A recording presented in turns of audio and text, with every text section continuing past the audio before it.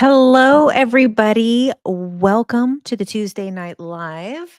Today, we're going to be talking about time travelers. Okay. So I put up a poll on Instagram as I do some Tuesdays to see what you guys want to talk about. The other options were reptilians, AI consciousness, Project Bluebeam, but you guys wanted to talk about time travelers. So, welcome. We're going to be talking about some different stories of time travel. But first, let's talk a little bit about time, right? So, time is a man made construct. We have natural cycles of nature, but then we have time, which is a measurement created by man, human, to measure time. So time is a measurement. So, like Shauna says, hello, Tuesday Night Live in 2025, or is it? So, let's start with one of the biggest stories that everybody talks about when it comes to time travel, at least in modern times, which is the Baron Trump time traveler story. So, I'm sure you guys have already heard this. There is a book from the late 1800s, actually. It was actually not even the 1900s. It was the late 1800s, 1893, called Baron Trump's Marvelous Underground Journey. And it's a book about a boy named Baron Trump who lives in Castle Trump, which many people liken to Trump Tower or any other Trump building that literally looks like a castle, right? Looks like all of these glamorous royal buildings. And he had a mentor in that book named Don, Don, which is short for Donald. So a lot of people say that is Baron Trump a time traveler? Now, the same author wrote another book in the following years. 3 years later, wrote a book called The Last President. And the book, so we have Baron Trump, time traveler. He goes underground. He goes into like some inner earth stuff. He has Don, the mentor. And then this person's next book was The Last President, which takes place on Fifth Avenue. And it's basically like an uprising between the classes, between the rich and the poor. And then basically it leads to this political unrest. And this is where people are saying, like, is Baron Trump actually a time traveler? And then we have it goes a little bit further where this like internet conspiracy has gone further down the rabbit hole and actually talks about how Trump's do I have it in my notes here? Wow, shocking. Okay. Pretty sure I have it in my notes here. Yeah, I don't know why that didn't print. Okay, so then John G. Trump, who knew Nikola Tesla and was an MIT scientist, and he was actually tasked by the US government to examine Tesla's confiscated files. So some people believe that Tesla had been working on time travel. We believe he was also working on free energy. And some of these conspiracies are saying that John G. Trump gained access to this technology, which may have helped the Trump family to rise to power by manipulating timelines. Also, they say that it could have helped him avoid scandals. They're saying that himself could be the time traveler. And then some people say that John Titor is Trump or connected to Trump or things like that. So we'll talk about that guy in a sec. Let me see. Let me pull up his story. So we're talking about a lot of different time travelers. Oh, damn. You know which one I forgot to pull up is my favorite time traveler story at all. So I'll just tell it to you. I didn't put it in my notes here because I forgot to look for it until right now. So my favorite time traveler story, which is spoiler alert, I don't believe in most of them. But the one that I believe is from the old Coast to Coast with Art Bell. There was a time traveler that called into the show once, and I believe he was from the year 2050, and this was in, like, the '90s. So he called from 50 to 60 years in the future, and they were asking him, like Art Bell was asking him these questions, and damn it, I wish I would have found the recording and got, notes from it. But the one thing that always stuck out to me in that was Art Bell was like, "Okay, well, in the year 2050, what happens to religion? What is the world's religion?" Because, there's a lot of talk around how, especially at the time, that Christianity was dying out and that Islam would be like the number one religion in the world because it's the fastest growing and the most consistently growing. In that thing, the time traveler said that there really wasn't religion in 2050, at least not the way that it had been seen previously. And he said, "Well, what happens? Like, why do people stop following religion?" And he says, because they found the Ark of the Covenant. And that basically, when the Ark of the Covenant had been found and revealed to the public, it actually deteriorated all of these stories and it became the downfall of all of these religions. Now, if you guys have been paying attention, there was just recently an article where it was saying that CIA is claiming that the Ark of the Covenant has been found. So I thought about that the other day that I was like, "Damn, that time traveler said that back in the day." So I'm wondering, let me pull it up. Let me see if I can find what that's about. And then let me see, I'll share my screen. CIA found Ark of the Covenant.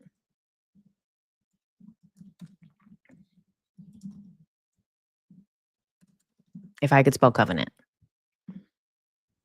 Okay, so it came out March 27th. Let's pull this up because I haven't really fully read it yet.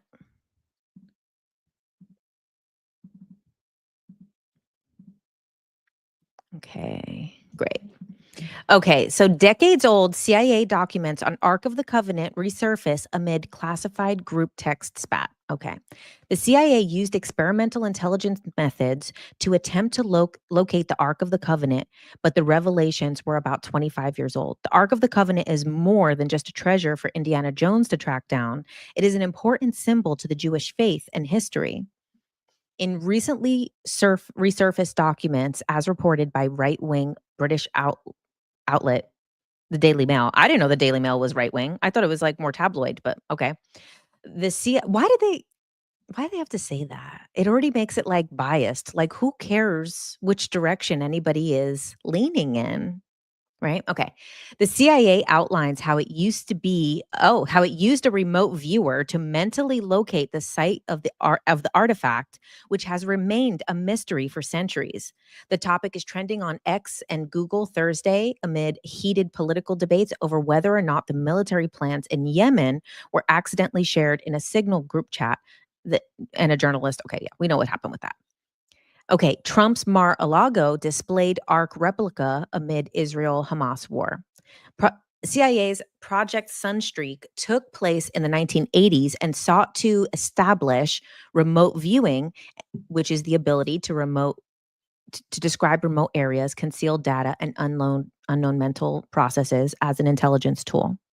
In one exercise, the remote viewer was asked to locate the Ark of the Covenant and reported it to be somewhere in the Middle East, hidden underground, dark, and wet, protected by a power unknown to us. And then, so here's that document.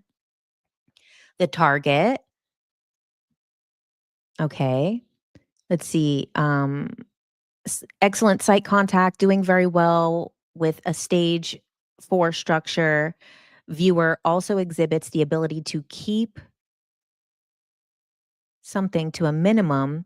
To be careful with editing, though, this does not seem to be a problem at this time, just something to watch for. The target is a container. This container has another container inside of it. The target is fashioned of wood, silver, and gold. The target is similar in shape to AOL. I don't know what that is. A coffin, and is decorated with See sketch on page 16. The target is located somewhere in the Middle East as the language spoken by the individuals present seem to be Arabic. Visuals of surrounding buildings indicating the presence of a mosque domes. See page 12. Individuals in the area were clothed in virtually all white, had black hair and dark eyes. One figure I homed in honed in on wore a mustache. The target is hidden underground, dark and wet were all aspects of the location of the target. The purpose of the target is to bring people together. It has something to do with ceremony, memory, homage, and resurrection. There is an aspect of spirituality, information, lessons, and historical knowledge far beyond what we know now. The target is protected by entities and can only be opened now by those who are authorized to do so. This container will not and cannot be opened until the time is deemed correct. Once it is time to open the container, the mechanics of the lock system will be found fairly simple. Individuals opening the container by prying or striking are destroyed by the container's protectors, though the use of power is unknown to us. So let's look. What are these pages? We want to go to page 16. Okay, what is this? All right. Some interesting drawings. Okay. Okay, there's like the mosque looking thing. Watched by whom? Okay. Okay, here's the seraphim that's on. Okay. The classified documents were released in 2000. Okay. All right. There we are. There you have it. So that's what was interesting. What are these? That's the ark. Oh, thank you. The ark. What are we reading? Yeah, so we're reading a declassified document about remote viewing the Ark of the Covenant. And the reason I bring that up is because my favorite time traveler was that one from Art Bell, because a lot of the stuff that he talked about, I can't remember what else he talked about. So there's a lot of instances of remote viewing, and yeah, I guess it's all remote viewing. But when we remote view, we can do another location, but we can also do different time, different space. Now, before I get into some of these other time traveler stories, which I'm not super familiar with because it hasn't really been a topic that uh, it's not a lot of the rabbit holes that I've gone down, but I have a lot of examples here. But also another thing that is really interesting before we get into these different time traveler stories that are like more common that we've heard about is when you do a past life regression. So like with the QHHT, you guys know I do the QHHT, the hypnosis style created by Dolores Cannon. And one of the most interesting things, which I'm sure a lot of you guys, especially on TikTok, have already watched, was when I did the Apocalypse series, which was about the Nostradamus prophecies, combined with the prophecies of the Bible, combined with the Lady of Fatima, and all of these different Edgar Casey, all of these different prophecies about the end of times, end of world, second coming of Christ, all of these things, the Antichrist, they all are, prophecies are like remote viewing another time, another timeline, seeing into the future. And what happened was Dolores Cannon had put this woman, Brenda, under hypnosis, and Brenda um, went to a past life where she was a man and she was a student of Nostradamus. And as she is the student of Nostradamus, she's kind of explaining what's happening. And she says, like, oh, I like this seems like, or whatever, it's Nostradamus or something. And then she's like, oh, well, he's telling me that he wanted to contact the future. So, one thing that's really interesting is when you do past life regressions, and this is why I'm very careful. Like I said, sometimes in the QHHT, some people experience a past life, some people go to this current life in an earlier stage, some people go to a liminal space, some people go to like a spiritual, symbolic place. However, when somebody actually goes to a different life or a past life, I am very careful to instruct them to do anything because when I was doing the QHHT training, there was multiple instances of people who, and one of the like kind of most common stories that everybody hears, and you've probably heard it in some of the Dolores Cannon videos if you watched her stuff, that one of her practitioners was with a client. The client was in a past life. It was their birthday party in a different, century or whatever. And so in that past life, it was the birthday. And then the practitioner is like, so how do you say happy birthday in your language? The person says it in this language. And then they say, oh, now everybody's laughing at me. And she's like, well, why is everybody laughing at you? And he said, because I just said happy birthday to myself. And then they're like, well, why'd you say happy birthday to yourself? They say, because you just told me to say happy birthday. And then this is where these QHHT practitioners had started to realize that actually this is not just a past life regression. You're not just going into the memories, you're bleeding into that timeline. And you can impact the experiences of that past timeline through regression, which is why I'm very careful to not instruct them to do anything. So if you guys ever do hear like any of the recordings of any of my sessions, it's like I'm acting like I don't understand or know anything. I'm like, well, what's that? What happens then? Where are they? What does it look like? Who is it? Because I want to make sure that, because when somebody goes to a past life and a past life regression, that's for their healing and that's a mirror of the now. It's a mirror of where they're at right now. So of course I could be like, well, how about you change and make it right and beat them up and figure it out and do the right thing and heal yourself. But that's not what they need. What they need is to see how things played out in another timeline, which mirrors their current circumstances. So, that being said, going back to Dolores Cannon's work, it goes back to this client, goes back to when they're a student of Nostradamus. And then Nostradamus is like, oh, I've been trying to contact the future. And then Dolores is like, oh, he's trying to talk to us, to me? And she's like, the client is like, yeah, he's trying to talk to you, Dolores, like he's trying to talk to you. And she's like, oh, well, so what? He's like dead now. And it's like, he's talking from the other side, like a ghost or like somebody that is like not here anymore.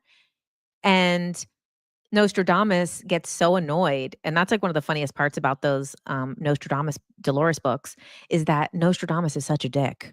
He gets so annoyed about everything, so he's like Nostradamus is like, "Oh god, you guys in the future don't even get anything yet. Everybody's still so stupid even in your time." He's like, "No, I'm not dead. I'm in a different time." And she's like, "Yeah, but that's in the 1500s and I'm in the 1980s." And he's like, "Yeah, I'm alive in the 1500s and you're alive in the 1980s. Nobody's dead here." And he's like, "And I'm trying to talk to the future. So could you get me my prophecies? Come back with a book of my prophecies and we're going to go over them and I'm going to explain what they are to you." And then so this is where stuff is really interesting, that there's things that are in those Nostradamus prophecies about Neptune, about Uranus, about s- planets that had not been discovered yet. So when you said Nostradamus is so sassy. I know, he really is. And so then that makes you think, like, was Nostradamus getting some of those prophecies because he was seeing inside the mind of people in the 1980s. So the person in the 1980s had all of these memories of experience that they had lived through in their lifetime by being an adult in the 80s, going all the way back to, the 50s and 40s. He had that frame of reference to then write about. And then one of the people that they put under was an astrologer. So then he was able to know certain astrological placements and certain astrological discoveries that had not happened yet. So then we get to think, like, did Nostradamus actually write those prophecies in the 1500s from a vision? Or did he experience through Dolores's clients in the 1980s what was going to happen in the future? So this is where the timeline stuff gets really crazy. and then this is where another thing, and I'll talk a little bit about a little bit about the past life thing when it comes to timelines. This is my interpretation, but you can take whatever resonates with you. And I was very much a believer of past lives. And I still do believe in past lives because I do the QHHT. So I tell the clients in the beginning that, like, you can take this, that this is a real past life that you lived. You can take it as it's a mirror of right now, and this is a symbolic mirror. You can take it that time is simultaneous and the life you're living right now is rippling out in all directions. So your past life is experiencing it and your future life is experiencing it. And that's why it's so important for you to make the changes right now, because you are healing the past life, you are healing the future life. But this is also why when we're with a soulmate, a lover, it feels all these past lifetimes together, or anybody, it could be a friend and anybody. This is why you feel the past lives, because it's actually everything is right now. So if you're with this person right now and it feels aligned, then you actually are experiencing a past life with them and a future life with them at that same time, because it's a mirror rippling out into like these other folds of time. So you said you did Dr. Brian Weiss's past life workshop. Oh, cool. Yeah, the first time I ever did a past life regression was through a recording from Dr. Brian Weiss, and I've talked about that a lot, but I had a very, intense experience with that. So, I mean, I'll briefly tell you guys because we're talking about time and time travelers. So, Brian Weiss does a style, at least for groups, the way that he does it is he brings you through your life backwards into the womb and then behind the womb and continues to go back that way. So that's kind of the method that he uses of getting into a past life when he does group settings. And so I saw that. I saw myself then in the womb. I saw myself before. And then that was like, this was in like 2013, I believe. Um, and it was uh, the deepest I had ever been in a meditation.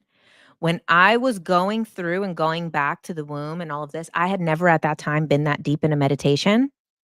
I literally felt like I was levitating. Like I've started to feel like a piece of driftwood going down a river, but I felt like almost like I was levitating. And I because I wanted to be, comfortable, I had turned off all of the lights except for on the light in my, closet. So all the lights in my apartment were off. I had the light inside my closet on with the door open. So there was like a distant light that was in the room, so it wasn't completely dark, and then I had the laptop open. So it was like dark, but not fully dark. That was the only light. And I go back through the womb. I experience like my parents like fighting while I was not born yet. And then it goes backwards. And I literally feel as if I was lifting off of the couch, like where I was laying. And then I hear a freaking pop, like explosion sound. And I'm like, "Ugh." I literally like was so freaked out. I open my eyes. It's completely dark. So I guess the laptop had gone dark after maybe playing for so long. The audio was still working, but the laptop was dark. And the light bulb in the closet had literally exploded. And I have a picture of it. I did put a picture of it in one of the old videos that I had talked about. And it was, I mean, this is like the closest thing that I have nearby to like do it. This is like a little time thing. But what was so crazy is in the socket, the filament was still there and the metal was still there. And the whole entire part, it was like a straight line had fallen down and was completely intact. So the filament and the metal was still in the socket, but then the whole glass had come off in one part and didn't break. So it's pitch black. I'm terrified now. I'm like, "Oh my god." So I turn on the lights. I'm terrified. I go to look what happened, and I see on the floor the bulb with no filament, nothing, just empty bulb, not broken, almost like detached perfectly. And I was literally, I told you, I felt like I was levitating at that moment. I was like, this is crazy. Like, I've never felt this before. And then that explodes. And now I'm holding the light bulb. I got all the lights on now. I turned on every single light in the whole apartment. And I'm holding this light bulb and I just start crying because I feel something inside of th- the, uh, the closet. Like, I feel that there's a presence in the closet. And listen, I didn't wanna scare myself anymore, so I was like, "Grandma? Is that you? Grandma?" And so I'm crying because I was so scared and I was like, "Oh my god." And this was, like, the beginning of my spiritual journey. This is right when I started getting into spirituality, so I was terrified. And so then I'm crying. And then I'm like, I hope it's my grandma. And then I put the thing down, but me being me, I'm like, all right, let's get back to this. So I lay down again. I put the bathroom light on, leave the bathroom door open, turn the lights back off. And then you said your grandma would be laughing her ass off from the other side. My grandma probably was laughing her ass off from the other side. And so I start the meditation again, the Dr. Brian Weiss one, start it again, go through the same thing, go through the womb. I was deep, not levitation deep, but I was also like really like emotionally charged now because I had just like cried and been super scared. And then I felt like kind of like after crying, like, you feel like a little like weird relief.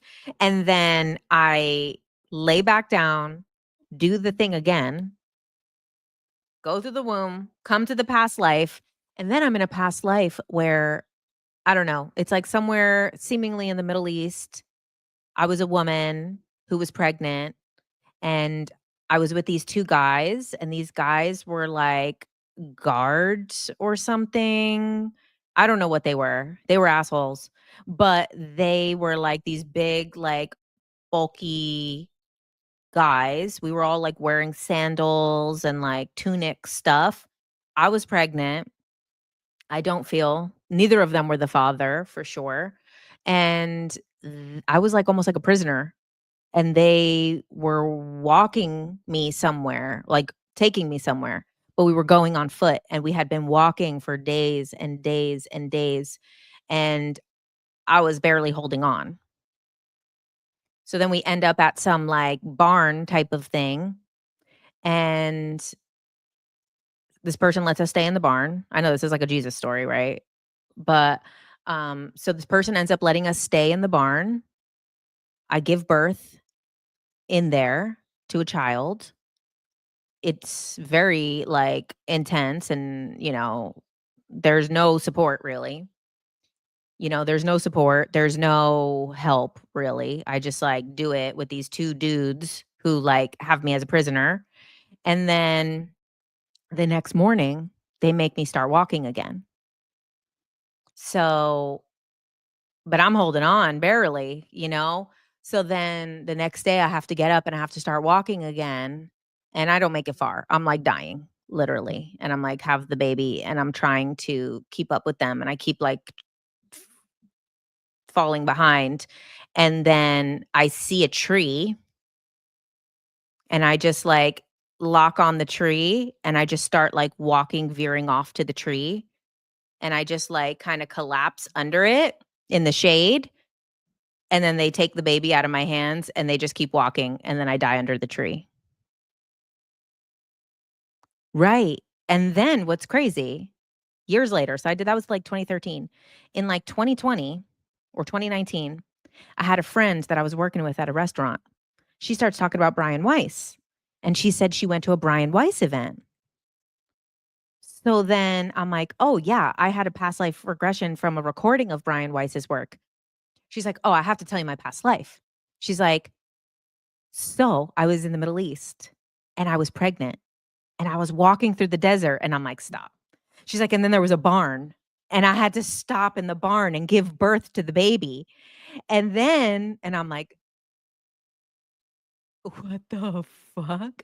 Like, literally, she's telling me my past life regression, and I don't know if she died under the tree or if there was, because then she kind of, like, loses what happens after having the baby and starting to, like, walk again, and I'm like, "How the fuck?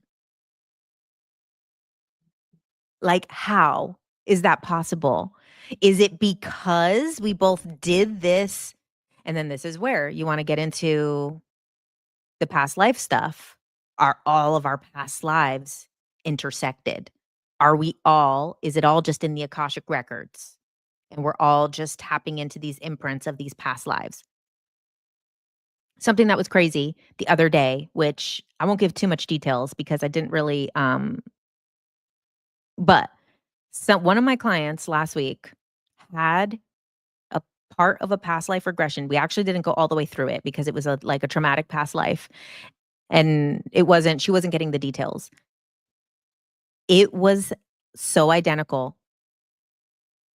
It was a different part, but it was the same type of thing of being a sex slave to a kingdom, and she got taken into this king. Now, from my past life regression, I was always in there since I was a kid.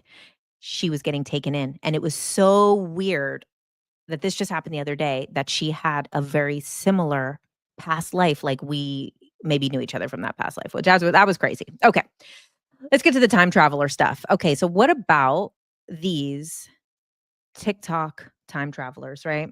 So, okay, so obviously we know these TikTok people that have these like kind of robotic videos where they claim that they're time travelers. And let me see, what are some of the things that they say? Okay, so one of them is radiant time traveler, one of them is past time travel, another one is time voyaging. So, some of the things that they predicted, which were not true, was in the coming year, the past few years, they said that in 2024 there was going to be an alien landing. They said that there was going to be massive solar flares knocking out the power. They said that there was a lost continent that was going to be discovered. They said that time travel technology will go public in 2034.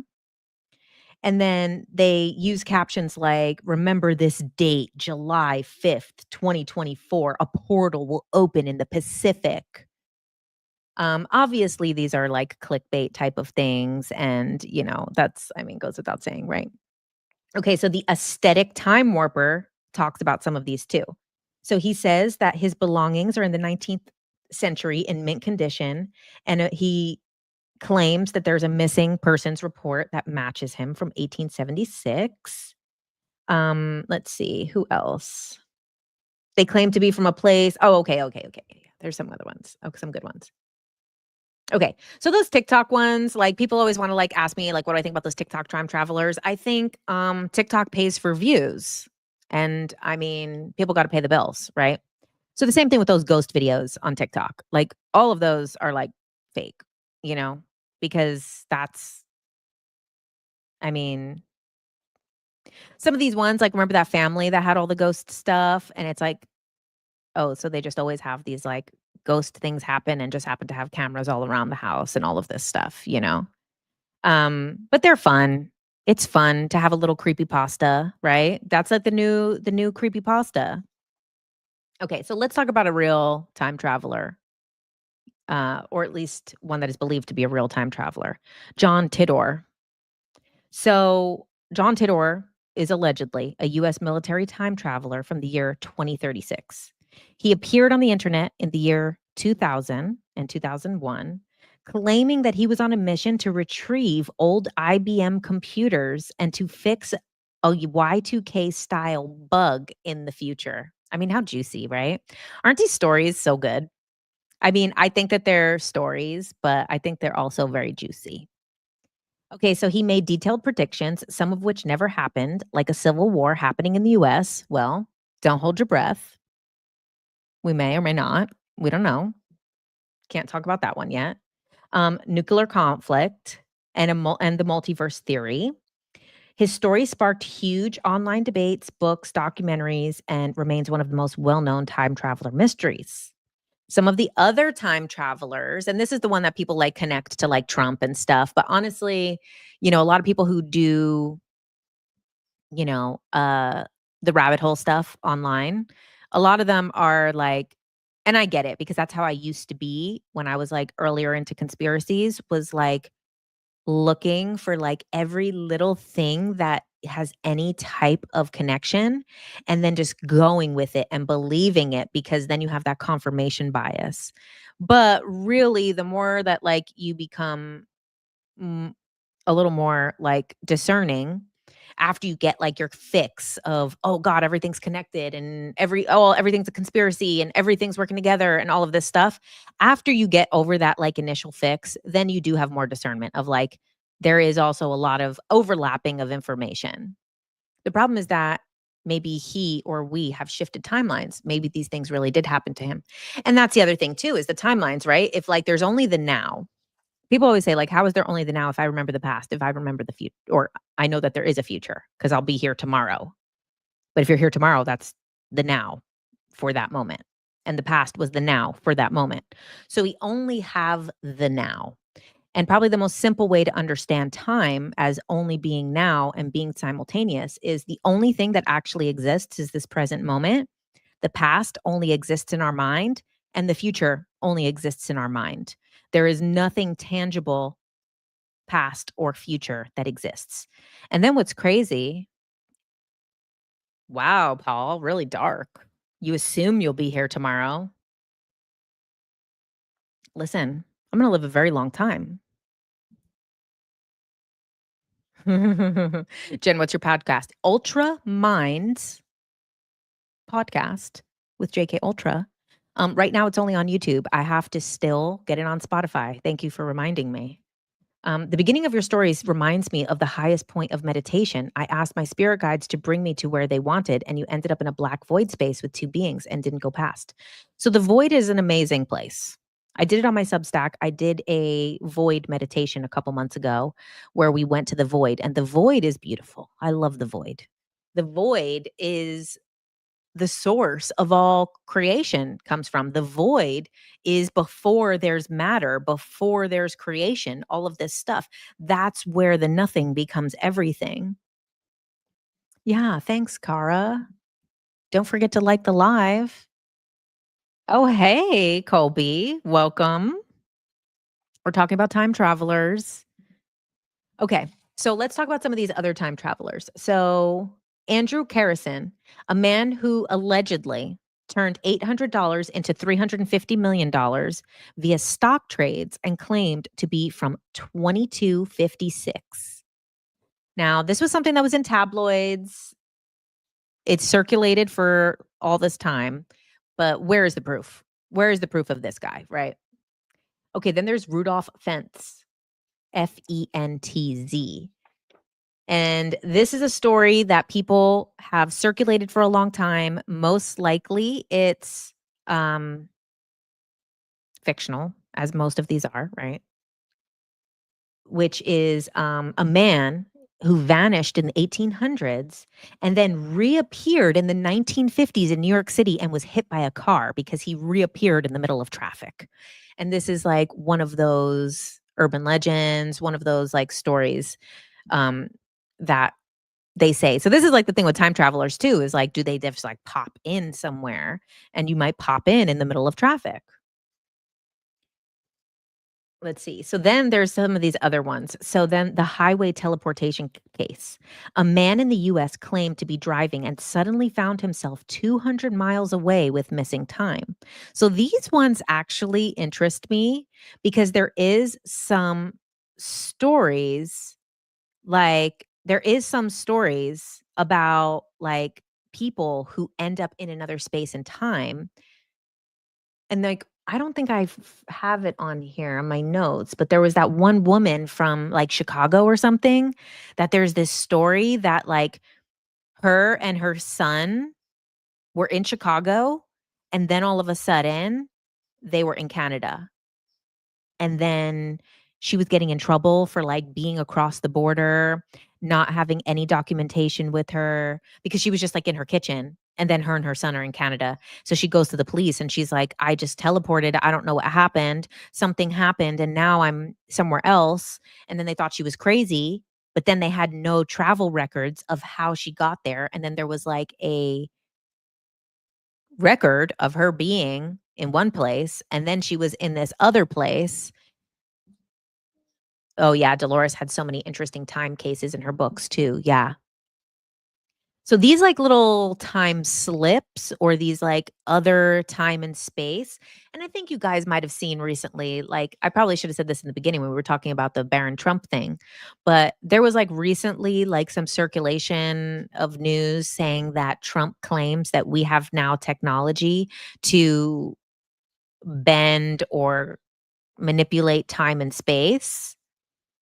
When you look into it, it was kind of like a misinterpretation of his words, that he's kind of saying that we're getting there to have technology to manipulate time and space, and some people are saying Trump is claiming we have the ability to manipulate time and space. Okay, so then there's the green children one. So in medieval England, two green-skinned children appeared out of nowhere speaking a strange language. They claimed to be from a place that had no sun and perpetual twilight. So this is one of those, again, stories that has been.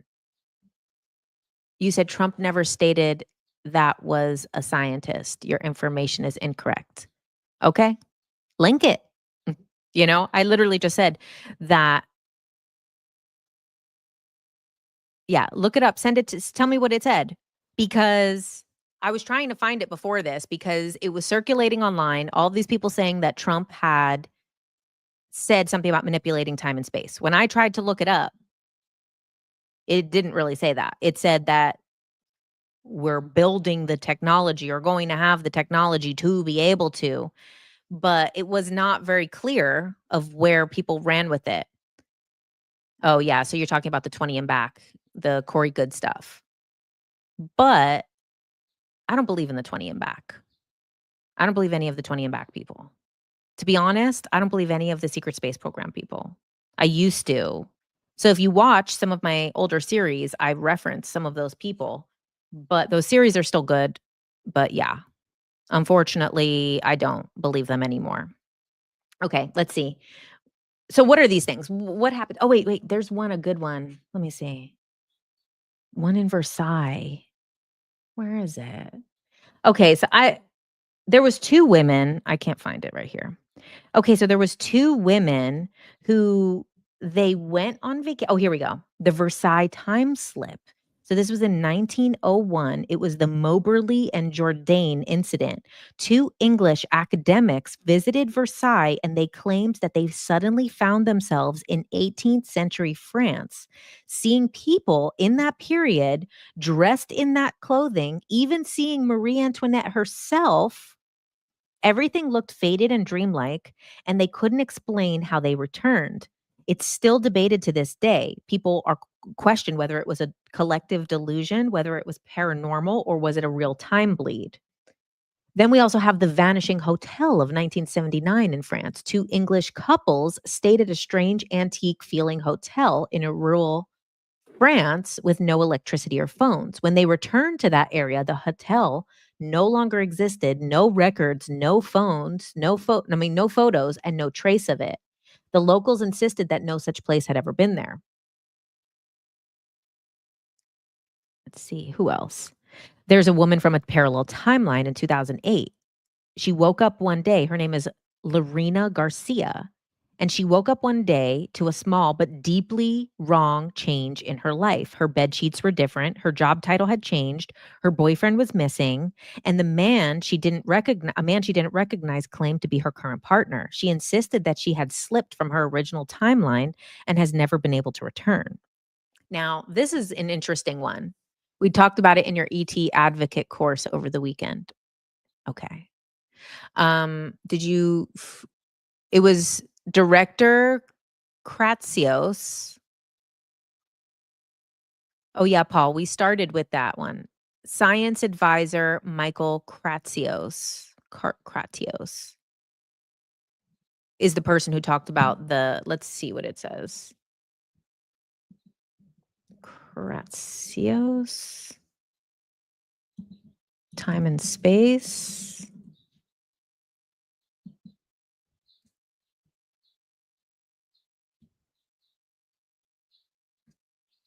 Let's see.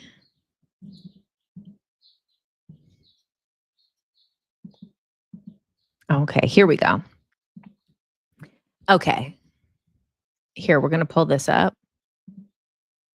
Okay, so I'm gonna do that. Okay, so remarks by thank you guys for giving me the name. Okay, so remarks by director Kratsios at the Endless Frontiers Retreat, the golden age of American innovation. So he gave this lecture on April 14th, or he gave this statement on April 14th in Austin, Texas. Thank you for the kind introduction. Okay, President Trump has given all of us who serve in this administration a monumental task, the renewal of our nation. Okay.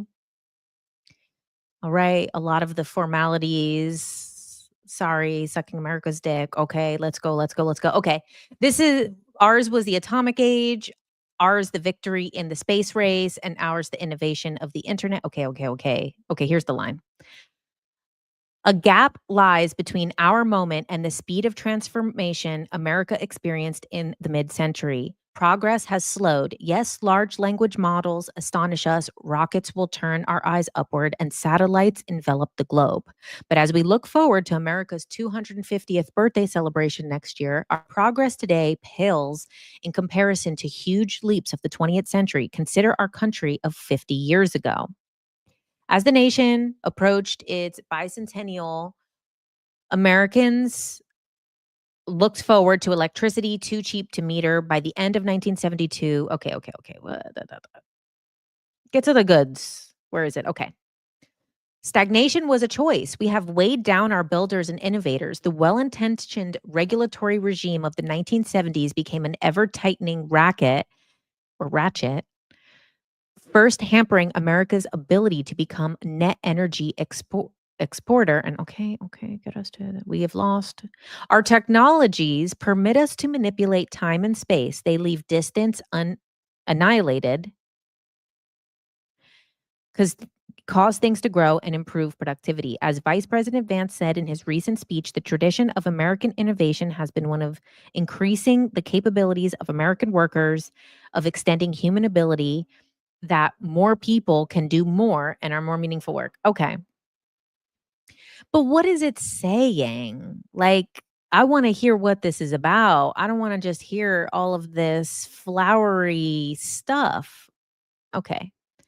In a moment of strategic significance, we must be more creative and use our public research and development money and shape a funding environment that makes clear what our nation's priorities are, whether in AI, quantum, biotech, or next generation semiconductors in partnership with private sector and academia. It is the duty of the government to enable scientists to create new theories and empower engineers to put them into practice. Prizes advance market commitments and other novel funding mechanisms like fast and flexible grants can multiply the impact of government funded research. I want to hear about the time and space technology. Mm, okay. Golden age is on the horizon if we choose it. Okay. I wanted a little more than that. But time slips and Alzheimer's combined. What about the space disease from Star Trek? I never really watched it. Um, let's see. You're having a lot of QHHT clients slip into what you can only deduce to be parallel lifetimes because no way they are reincarnating that quickly. Interesting. Are you thinking it could potentially be a future lifetime? 0 point energy is the future. It would be great. Um, you guys should watch the what is it called? The Lost Century by Dr. Stephen Greer. So Dr. Stephen Greer's Lost Century documentary is really good because it talks about how basically Nikola Tesla had already discovered free energy, and because it was not beneficial to, Benjamin Franklin and all these other people who wanted to profit, didn't want free energy, they wanted to profit off of it, that basically it made us go towards a less advanced technology that not only people have profited from, but has caused these powers that be, has made us dependent on these things, has made us dependent on oils, has made us dependent on natural resources, even to do things like solar panels. All of these things require us to destroy the planet as opposed to just taking the energy from what is around us everywhere. Oh, TikTok died. Sorry, the phone's dead. Um, yeah, sorry. Phone died. I forgot to plug it in. Bye TikTok. Okay. So, yeah, so watch The Lost Century. That's a good one. But one of the things that he talks about in that documentary that's really interesting is that a ton of people have discovered free technology, but in this free technology, uh, they want to make money off of it. And he says it's almost like my precious, like it's so much that and he says that of all these people that he's met over the years, he claims that he's met many of the people who've discovered this technology. And he says, you have to put this out for free for everybody, or you're going to die. And that all these people are like, no, I figured this out. I want to become a billionaire and a trillionaire. And this thing for having figured out this free energy. And then we all know what happened to the guy who created the car that drives on water. And then that's what apparently, allegedly has happened to all of these people who have discovered free energy. Okay, let's see. What other? Okay, yeah, let's go.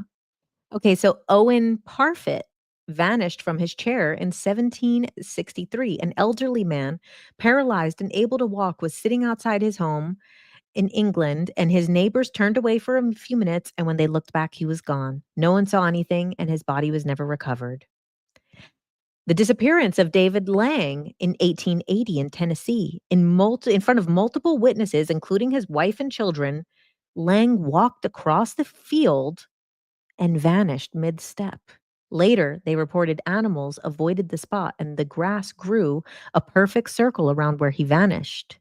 While considered a likely hoax now, it fueled many time travel and interdimensional theories. The reappearance of Victor Godard, the time slip flight of 1935, British Air Marshal claimed that he flew over a dilapidated airfield in Scotland, and then upon the return trip, it was new, bright, and full of unfamiliar yellow planes. Years later, the exact airfield was restored to match what he saw with yellow planes. He may have not vanished, but he might have visited the future.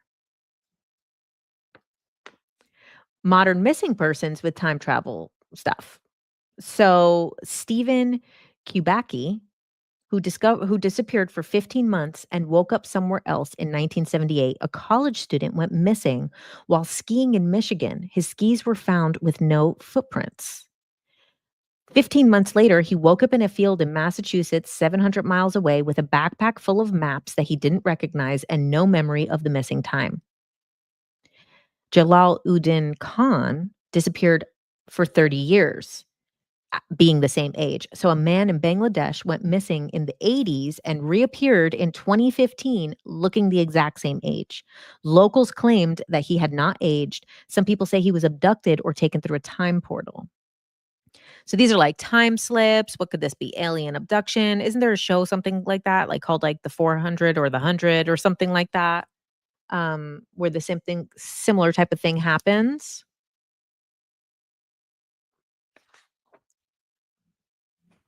And then we have like Montauk program, and we have like the Philadelphia experiment. So Dolores talks about the Philadelphia experiment stuff in some of her books as well, where they say that basically when they did these like time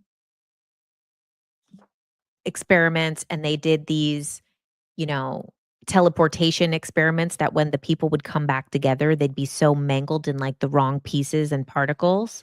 So where do we think this is going? Oh, okay. Let me talk about these two. You guys have probably seen this 100 times on, yeah, you guys have probably seen this 100 times already. But these other examples of time travelers, you said you're frozen on TikTok. Yeah, sorry, my phone died. Yeah, I'm not coming back. So okay, so there's these videos from 1995 of a Mike Tyson fight, and then there's a fan in the audience who appears, I could do it now because TikTok's dead, to have a smartphone. So they're like in the audience and it looks like they're taking a picture with a smartphone. So you can look that up on YouTube. And, you know, some people have said that it's like some old Casio camera from that time, but it does look like someone's taking a photo with a camera phone, with some type of smartphone. Then we have the one in the Charlie Chaplin movie. So in the movie The Circus, a woman walks by seemingly talking on a cell phone in 1928. Then there's also the 1940s bridge opening. So at a Canadian bridge opening, it looks wildly out of place that someone is wearing modern sunglasses and a printed t-shirt holding what appears to be a compact camera. Dubbed the time-traveling hipster, he became a meme and is famous and is still cited in time-traveling circles. The CD cases in the 1800s gold rush photo. So a miner appears to not a miner, not a minor, a miner, like a coal miner. A coal miner appears to be holding a CD jewel case, but it's in the 1800s. Some claim it's a notebook or a mirror, but others say it's a slip in the matrix. So, oh yeah, and then there's that like some other doppelganger ones. So then they also say like Greta Thunberg is in an 1898 photo of three children in a gold mine, and one of them is Greta Thunberg. Yeah. And then there's also another thing that someone believes that they're holding a mobile phone in a 1943 um, photo in Pennsylvania. You came over from TikTok. Yeah, sorry. My phone died. So, okay, so then we have like these kind of things like another common time traveler thing is like the sound of thunder. So, you know, like that book, The Sound of Thunder, where it inspired a lot of things, but it's basically I think it takes place around 2050, to be honest. I'm not sure off the top of my head. Let's see. What year is The Sound of Thunder takes place? What year?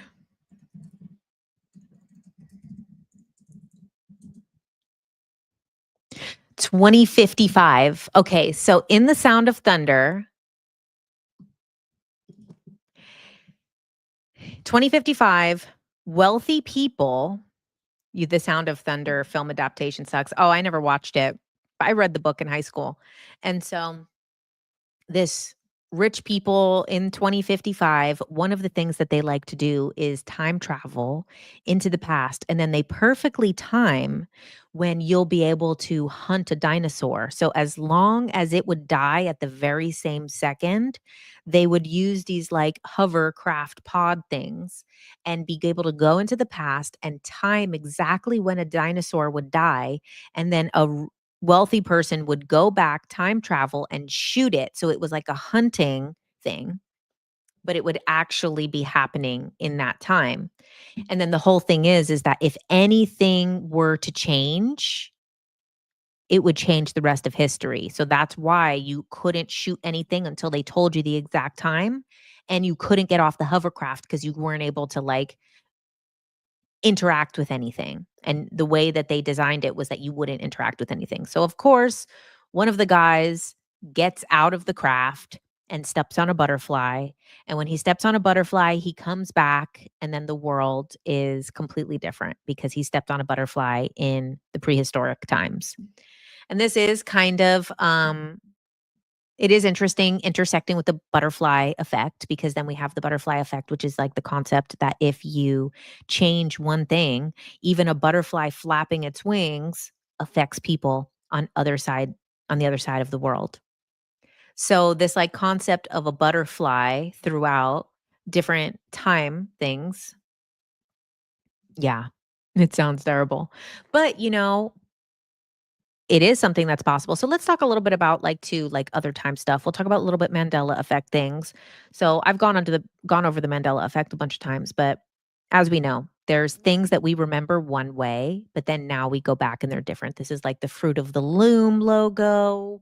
And if you go to the Fruit of the Loom website, they say that it's never been with a cornucopia. It's never been that way, even though many of us remember it that way. Then we have like the Bernstein Bears or the Berenstein Bears or the Berenstain Bears, how it's either an E or an I. And we have these videos on TikTok and stuff where you said he can't join you on TikTok. I know my phone died. Sorry.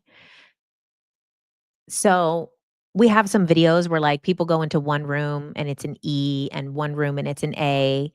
I actually asked a visual effects person who they do like all the Apple commercials and stuff. It was like a friend of mine. And I showed him a bunch of these videos, like these time slip videos of like Bernstein Bears or Berenstein Bears. And he was like, oh, yeah. He's like, that is like literally the easiest thing to do. He's like, this is all definitely visual effects. And we have a lot of these things. We have like in Silence of the Lambs, Hannibal Lecter never says, hello, Clarice. That's not in there. He says, good morning. We also have like, what else? We have like the Monopoly Man not having a monocle. But then we have like instances of it where in Ace Ventura, we have, oh, what are you, the Monopoly Man? And the guy has a monocle. I mean, Jim Carrey is connected to a lot of them. So another one is, the Sally Field, which is like, she's like, you like me. You really like me. And then we have Jim Carrey mimicking that in The Mask, where he's like, you like me. You really like me. But if you go back, she never said that. She said, you like me. Right now, you like me. What's another one? We have so many connected to Jim Carrey, and it is interesting that then Jim Carrey did Eternal Sunshine of the Spotless Mind, which is about erasing memories. I mean, Jim Carrey is such an amazing figure in this simulation bubble. Like, he really is. He's such a interesting character to do Truman Show, Eternal Sunshine. He does, Hello, Clarice, he does in The Cable Guy. So it's interesting, like, Jim Carrey either, like, is single-handedly responsible for the Mandela effect or is, like, the person anchoring in that we made a timeline shift. 23, right, and the 23 was all about synchronicities. Right. Pete Gunn. Well, every time I see your name, I'm always like the song Peter Gunn is one of my favorite songs. Your favorite timeline stuff is when objects that shouldn't be there appear. You had it happen once with earrings and had a pair of them one day. And then there was 3, but you never bought multiple sets. Oh, weird. You're getting Where's Waldo vibes from him. Yeah. So it is interesting with sometimes the stuff like I know this is gonna sound even more out there than time slips, but sometimes it's fairies, right? Sometimes it's fairies. I know that sounds crazy, but fairies do mess with stuff. I've completely gone off the rails here. I'm like, I don't believe in the time traveler stories, but fairies will mess with your stuff, guys. Watch out. And he's everywhere. He's important. Your workplace is a vortex for items disappearing and reappearing. Oh, yeah. I had the job like that once. You have dreams, then days later it happens. There's a lot of stuff with, like, time, like, so if there's only the now, then all of this is just like a perception. So it's like us remembering the past only exists in our minds. So it is possible that we're able to also have that same experience around the future. Now, another weird time thing is some of these channeled messages, like from Pleiadians, like some of my favorite stuff, like from Bringers of the Dawn, Earth, The Keys to the Living Library, things like that. They actually talk about how what we believe to be the past is actually the future. So they say that, like, ancient Egypt, we believe it's in the past. It's actually not ancient, that it's in the future. A lot of things that we see as ancient artifacts are future things, but because we're in the past of them, they're like decrepit in this way. I know that sounds crazy. Oh, okay, so let's get back to the Mandela effect. So there's a lot of things like this, right? There's so many, like countless Mandela effects. Obviously, it started with Nelson Mandela, where a bunch of people thought he died in prison in the 80s. And then he actually died in like 2018 or something like that. No, not that much. No. When did he die? 2013? Um, but then the Mandela effect was coined by some psychic, Fiona something. She coined that term, Mandela effect, and then it stuck. But then obviously he wasn't dead. And this has happened on like many different things. Now, what I believe that there's multiple explanations to what could be happening with the timelines. So first, in 2029, no. Sorry, 2009, CERN had a temporal accident. So you can look it up. There was an accident at CERN when they first turned on the Large Hadron Collider, and when they turned it on, something blew out. You can look it up. I think it even talks about it on, like, the NASA website, and people believe that at that time in 2009, because 2009 was when the Mandela effect was coined, because that's when people first started to think that Nelson Mandela was alive or dead. That's when people started to, because he was still alive when people started to realize that it happened. Then, more people realized when he died for real. So it is interesting that it was the same year. In 2009, they had an accident of the Large Hadron Collider, which is the atom splitter, smasher. So people believe that there was a temporal accident which poked a tiny little microscopic black hole into our reality. And when that tiny microscopic black hole, it was almost like we were like sucked out of it. Like, say if there was like a plane door opened and like everything would get sucked out, they say that's what happened with a tiny little like dot, which was a microscopic black hole. Our whole timeline got sucked into that, and then we ended up in a different timeline, which was close enough to ours. Kind of like the stuff in Rick and Morty when that's early season that they destroy their world, so they have to go to the closest timeline, and it's like there's only a couple things that are different, like, they go and then, like, throughout the seasons, they keep running out of timelines because they keep destroying the world, but, like, that one time when they go to another timeline and they're like, everything's the same, except instead of Parmesan, they say Parmesan. So they were like, "Can you pass the Parmesan?" And it's like, but then everything else is the same. So it's like when we have these really close timelines, those are the ones that we will quickest go to. This is one explanation that people believe of the Mandela effect. I think it could be, but it's not the one that I think it is. I'll say the one I actually think it is last. Another one is Time Wars. Now I know we're getting a little crazy here, but Time Wars. So what is Time Wars? I mean, I got really into the Time Wars thing, and then that movie Tenet came out, and I was like, this is what I'm trying to tell you guys. I'm trying to tell you there's time wars going on. And so that concept that there's time wars is that either in the future, there are opposing forces or opposing technologies on Earth that are fighting for timelines, and this is how they maintain power in the future is by going back and changing things in the past, or this is how they um, get off of certain timelines of destruction by going back to the past. These time wars, now it could just be timeline manipulation. It could be accidental timeline manipulation in the future, or it could be intentional timeline manipulation, where there could even be two opposing forces fighting for timelines for different outcomes, one that they're in power, one that the other's in power. Now we go a step further. It could be non-human intelligences that are having these time wars.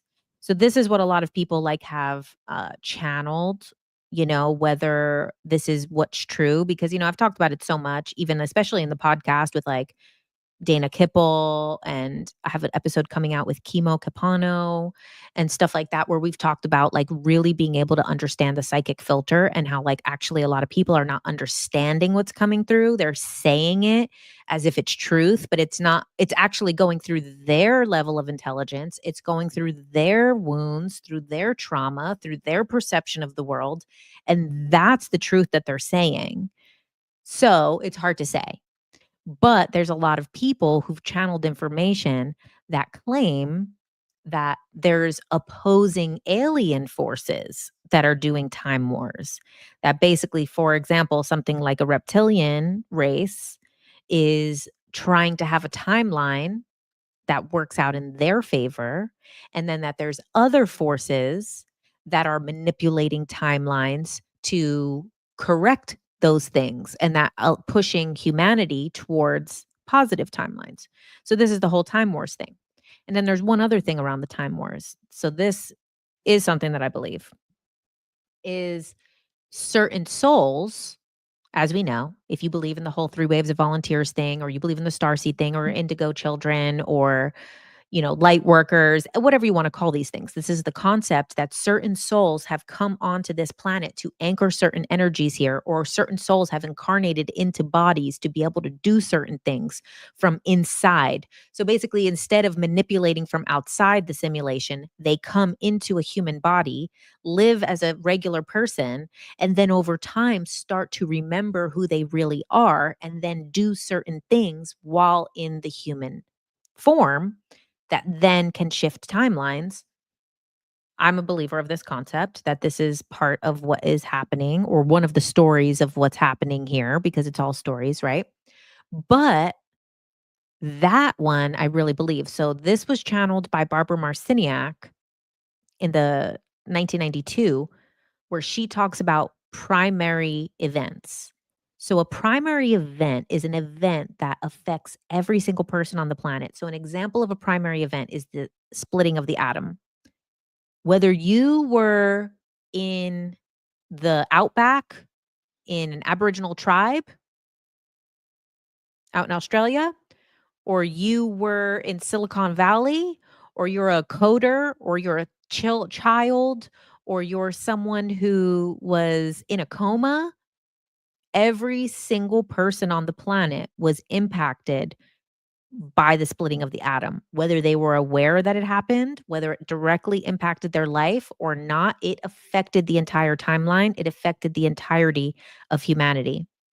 Another one of these events was the internet. The creation of the internet, whether you were aware of it or not, which, by the way, the internet was created at CERN by, well, not at CERN, by a guy who worked for CERN.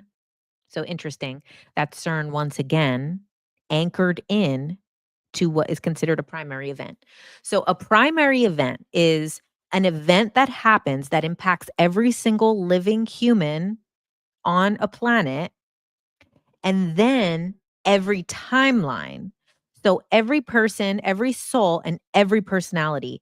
That's what a primary event is. And these primary events that she talks about in the book, splitting of the atom, creating of the internet. Now that was in the 90s. I personally believe that 2020 was a primary event as well. In 2020, when the lockdowns, when COVID, when all of this stuff happened, this was one of the things that affected everybody the most of anything in our history. So I consider 2020 to be a primary event, except it wasn't channeled in that information from 1992. So I can't confirm it based on the original source. However, okay, what they explain is that time is waves, like everything is waves. Light is waves, sound is waves. We're all tiny little string waves that make us and that make everything. Everything is waves. DNA is a wave. It looks like a wave is a spiral, right? Because a lot of things that we're seeing as wave, like sound waves, because we're looking at 2D photos, we see them as waves.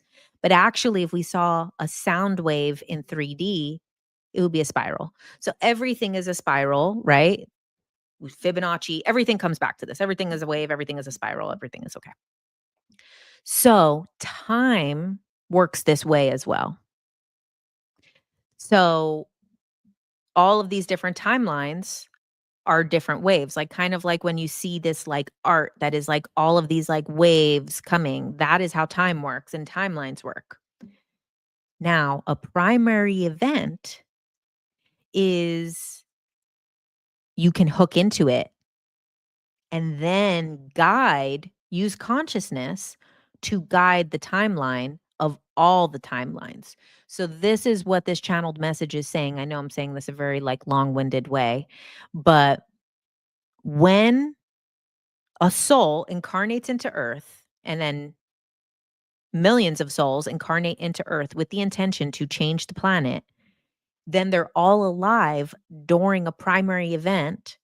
They can anchor into that energy and ride that wave of time in the direction that they want to create, which this is why we have to create the timelines that we want to create and not fall into these things of these prophecies of, like, there's going to be this collapse or this thing happening, because we're the ones right now on the surfboard of the time wave directing where we're going to go, being able to just slightly steer things to the timelines that we want.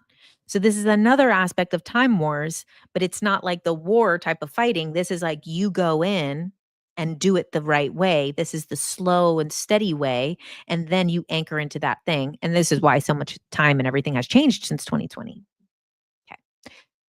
Another um, possibility of why time is shifting, which this is the one that I believe in.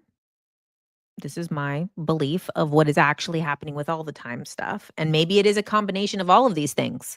But I believe that there is a successful timeline of the universe because time is simultaneous. So, kind of like in the movie Arrival, how their language is a circle. So, instead of us having like a linear language, their whole language is a circle. So, it's like they say something, a statement, it exists in its entirety.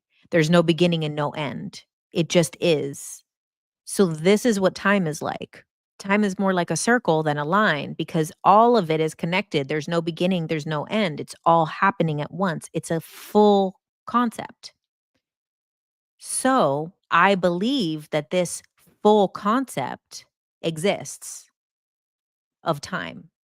And the universe has already we came into the game to experience it linearly, but we're actually right now living in the past of where our soul exists. You know, we're getting very brain bendy here. But so time exists as a circle, and then there is already a successful story of no beginning and no end of the universe. So that story already exists. It already does this. It's God having this one breath, I am duality, and then breathing in. And that is the whole story. The whole story already exists. So, us as an individual, we have free will within consciousness. So, I have the free will to make a good decision or a bad decision. I have the free will to go left or right. I have the decision to do what I think is wrong or what I think is right or what I think is this or what I think is that. That is my free will as a piece of consciousness so that it can experience. Now, If in the greater destiny, let's just use myself as the example, there's this story of the universe that is already successful, that already exists, that already has a beginning and end all at once. Everything already is. It's already perfect. I can come in, exist within it, and say, I want to be a loser. I'm going to do it all wrong. I'm going to live in a fucked up timeline where the world ends. But if my higher purpose and my soul is already a part of the story that exists in the universe, I can continue to make the choices to go on that negative timeline until that timeline fails. And then if that timeline's trajectory is to fail and I still have a purpose and a destiny to fulfill, I will be merged back into the successful timeline.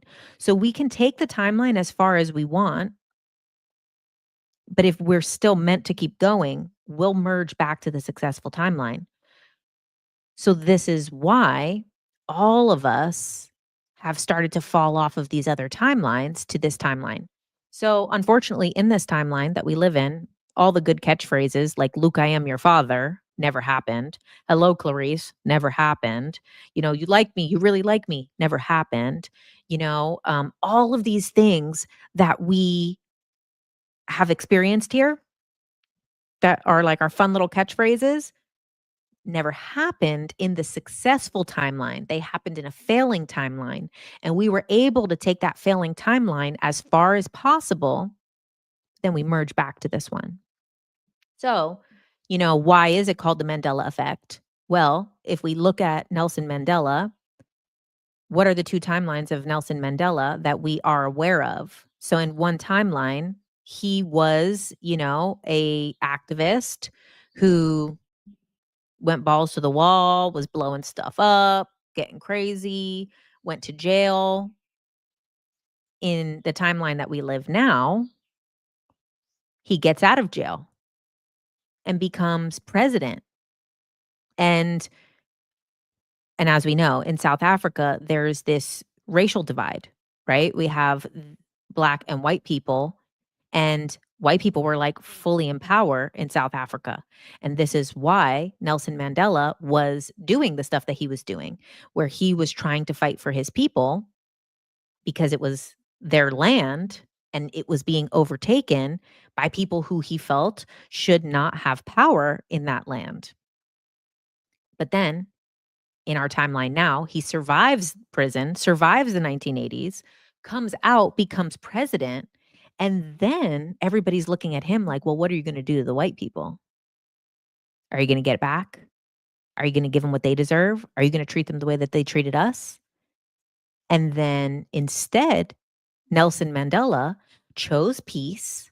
He chose to, and it was, I think, like a soccer game or something where he like made like a peace offering basically in this public setting to say like, no, I'm not going to treat the oppressor the way that they've treated us. We're going to change. This is going to change now.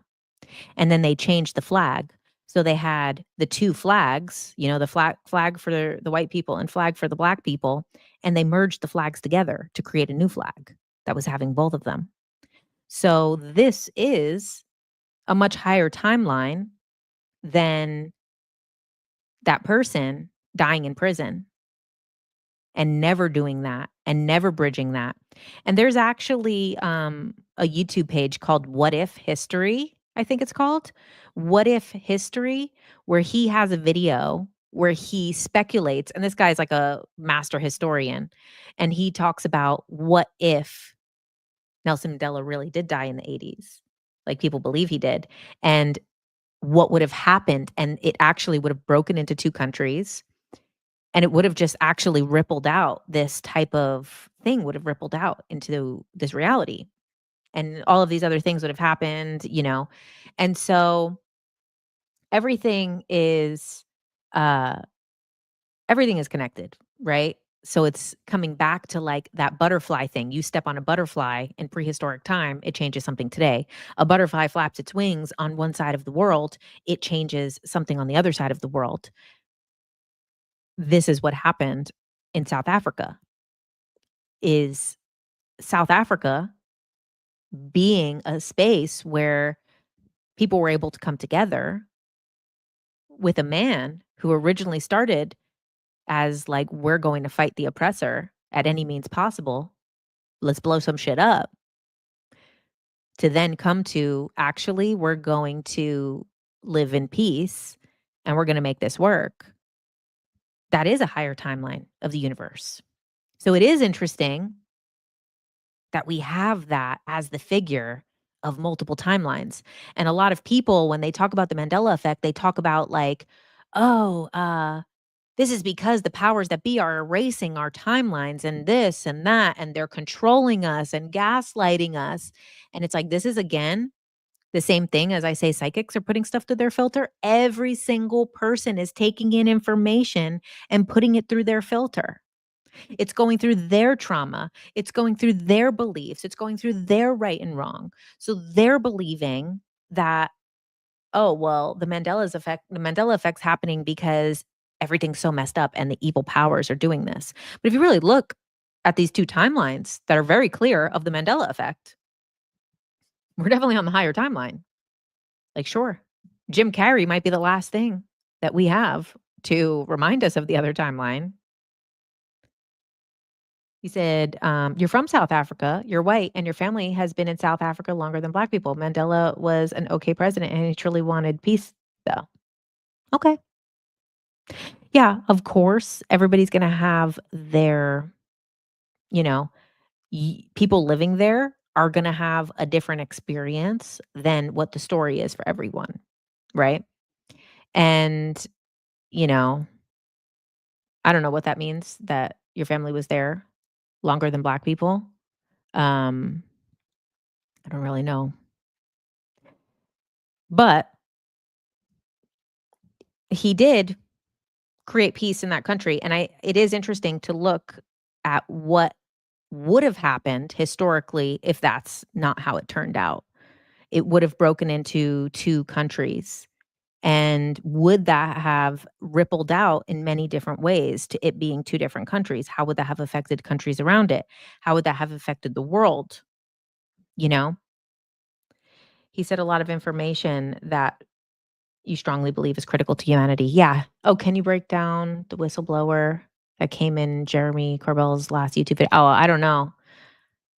Author of Immaculate Constellations came out and revealed himself. Oh, I don't know. I haven't looked at it. I don't really watch Jeremy Corbell's stuff.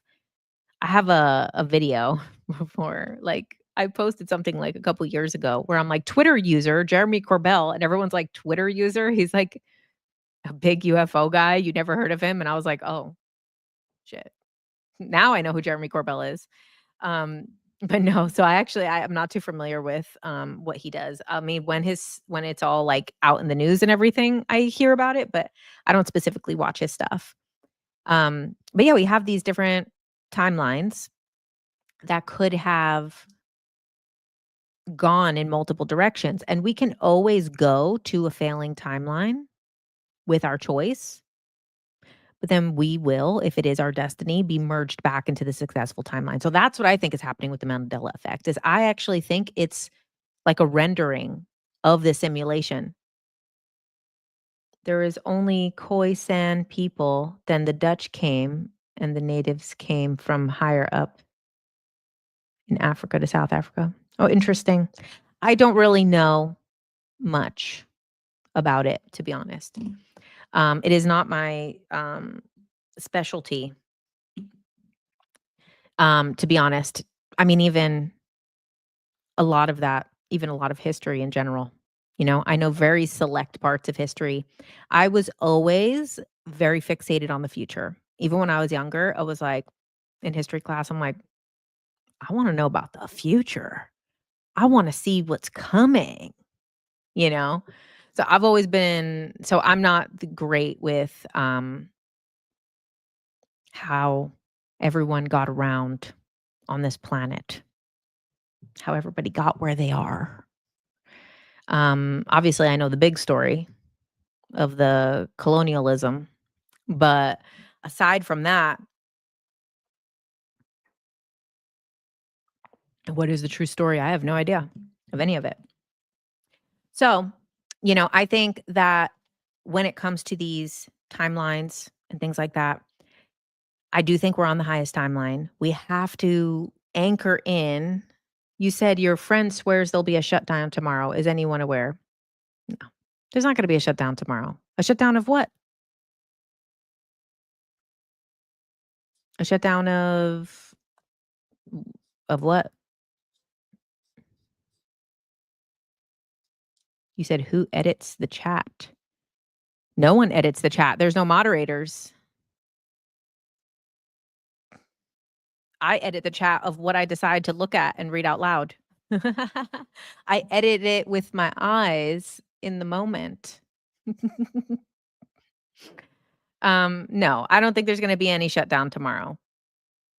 But this is the thing, guys. We have to, like it said, we're anchoring into those corridors of time, into those events, and then we get to steer where things go after that. So it really is in our hands.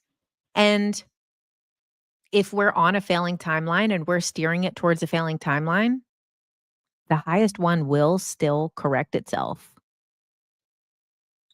So it will still correct into the correct one. So even if you're like, "Oh my god, well, am I creating the highest timeline? What if I'm creating a timeline that's gonna lead to something bad? And what if it's not a good timeline? And what if my choices what if I don't know best?" It's fine. The universe is already perfect. It already is. It's in its entirety already. So if you're steering it towards a shitty timeline that sucks, then you'll be corrected back into the original one. You said, hopefully a shutdown of mosquitoes. I know that sounds good, but then what happens when mosquitoes die? It's like similar to um, when bees die, right? So, like, if bees die, then like the whole planet goes to shit because everything's an ecosystem in the physical, everything's an ecosystem in the astral and spiritual as well. Everything is an ecosystem as above, so below. So, we do need all of these things that are happening, every aspect of the things that are happening. Let me see. What would happen if mosquitoes die? What would happen if all mosquitoes die?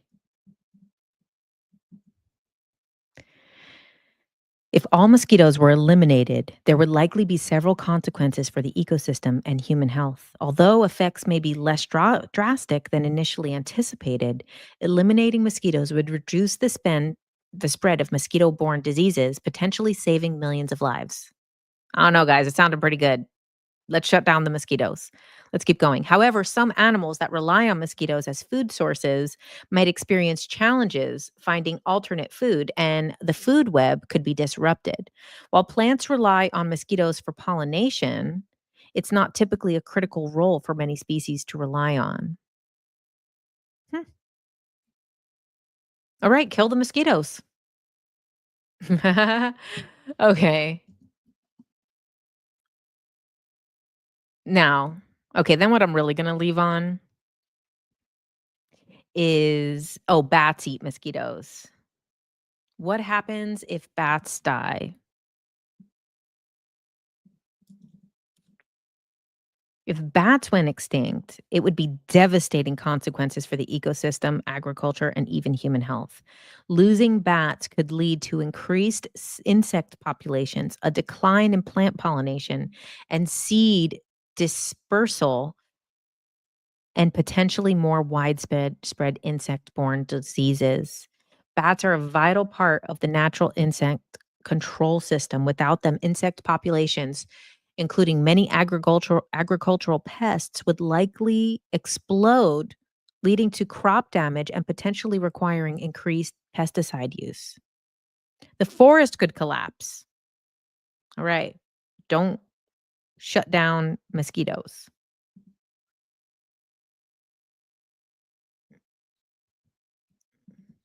Poor frogs. Okay, what happens if frogs die? No. No, the ecosystem. So there's a higher timeline than we are in now, or this could be the highest timeline. The thing that is about these highest timelines is that it is not based on what we think is right or wrong or what our ego thinks is right or wrong. So the highest timelines can sometimes look grim in the moment. You know, there's times when we look back at our own lives where some of the most fucked up things happened. Some of the worst stuff happened to us, but that was a turning point for something else, or that led to something else, or that removed something or someone from our lives that then led to something that we have or experience now, or something that we know now, or a job that we have now, or a person that we have now. Like if we look, if some of our past relationships didn't end and hurt us so badly, we might have not been wanting to heal certain parts of ourselves or need to heal parts of ourselves, or we might have not ever met the next person that we were supposed to be with, or we might have not moved to a certain place or had a certain job.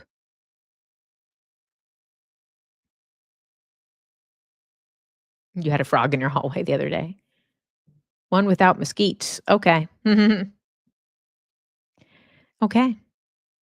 Well, there we go, guys. Time travelers, timelines, time, and the Mandela effect. Thank you for being here for this Tuesday Night Live. Make sure that you like the live. We have a wonderful podcast coming out this week, which is with Mami Onami. And this one is going to be a little intense for you guys. This is going to be a little bit of a different vibe than some of the other ones because Mami Onami is no bullshit. She grew up in the Children of God cult. And now she's a very advanced spiritual teacher, like actually a spiritual teacher that I look at her stuff and I'm like, wow, wow, she gets it. So she's definitely like no sugarcoating, not the new age. She talks about the three levels of spirituality, which she talks about the exoteric, the mesoteric, and the esoteric. And a lot of people believe that they're in the esoteric, but they're actually in the exoteric. And the exoteric is a lot of the stories. This is why the Bible has stories. This is why new age spirituality is all stories of the reptilians and the Arcturians and this and that and blah, blah, blah, blah, blah, blah. But at the end of the day, all of these stories are because we can't understand those true concepts. And that's why something like the Kabbalion is kind of like the intro into these higher levels of teaching where the truth doesn't make sense. The truth is paradox. There isn't right and wrong. There isn't a absolute truth. And that's when you start getting more to the mesoteric levels of spiritual teachings. And Mami Onami has some great things on that. And so we talk about that. We talk about her upbringing in the Children of God cult. We also talk about her new book, which I can't wait to read, is about how basically she healed her own childhood trauma through the method that she teaches in this book, which actually works through the chakras and allows you, I think the book is called How to Heal Your Messed Up Childhood Without Therapy. So it's a really good, yeah, it's going to be on YouTube on Thursday at 11 a.m. Pacific. Yep. So that'll be with Mami Onami. Go check that out. And then, guys, I have some other cool podcasts coming up. Candice Marie from Beyond the Veil Tarot is going to be the next week. And then we have Kimo Capano, who is the light seer, who you guys probably know him from Instagram and TikTok. Yes, we love Mami Onami. Okay, guys. Well, see you guys next time. And thanks for coming to the Tuesday Night Live. We'll see if I do the votes for next week because we just want to do the reptilian topic already. And the reptilian topic keeps coming in a close second. So let's see. All right. Bye, everybody. Thanks for being here.